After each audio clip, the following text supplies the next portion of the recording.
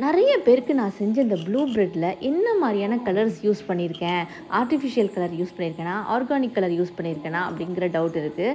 எப்படி செஞ்சேன், என்ன கலர் யூஸ் பண்ணேன் அப்படிங்கிறது பார்க்கலாமா?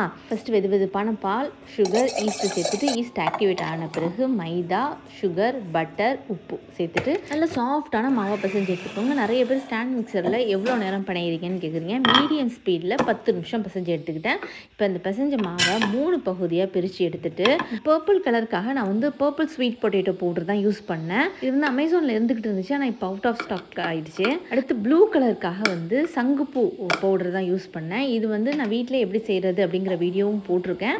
ஆன்லைன்லேயும் இது அவைலபிளில் இருக்குது. இன்னொரு டோ வந்து ஒயிட் கலராகவே வச்சுருக்கேன். இப்போ இதை மூணையும் நல்லா கிளிங் ரேப் போட்டு 1 மணி நேரம் அப்படியே ரெஸ்ட் விட போகிறேன். 1 மணி நேரத்துக்கு பிறகு நல்லா டபுள் ஆகி வந்துடும். இப்போ கொஞ்சமாக மைதா டஸ்ட் பண்ணிவிட்டு ஒவ்வொரு கலராக ஒரு 1/2 இன்ச் திக்னஸ்க்கு வளர்த்து எடுத்துக்கலாம். ஃபஸ்ட்டு நான் பர்பிள் கலரை வந்து லைட்டாக 1/2 இன்ச் திக்னஸ்க்கு வளர்த்து எடுத்துகிட்டு அதுக்கு மேலே அதே மாதிரி ஒயிட்டு ப்ளூ வச்சுட்டு ஒரு பீஸா கட்டர் வச்சு இந்த மாதிரி கட் பண்ணிவிட்டு அதை லைட்டாக ட்விஸ்ட் பண்ணிவிட்டு அதுக்கப்புறம் நம்ம ரோல் பண்ணோம்னா அந்த ப்ரெட்டோட டாப் லேயரில் 3 கலருமே சேர்ந்து பார்க்குறதுக்கு ரொம்பவே அழகாக இருக்கும். இப்போ இதை அப்படியே தூக்கி ஒரு லோஃப் டின்னில் வச்சுட்டு 1 மணி நேரம் மறுபடியும் விட போகிறேன். டபுள் ஆகி வந்த பிறகு மேலே பால் ப்ரஷ் பண்ணிவிட்டு 175 டிகிரி ப்ரீஹீட் பண்ண ஓவனில் 25 நிமிஷம் பேக் பண்ணி எடுத்தேன்.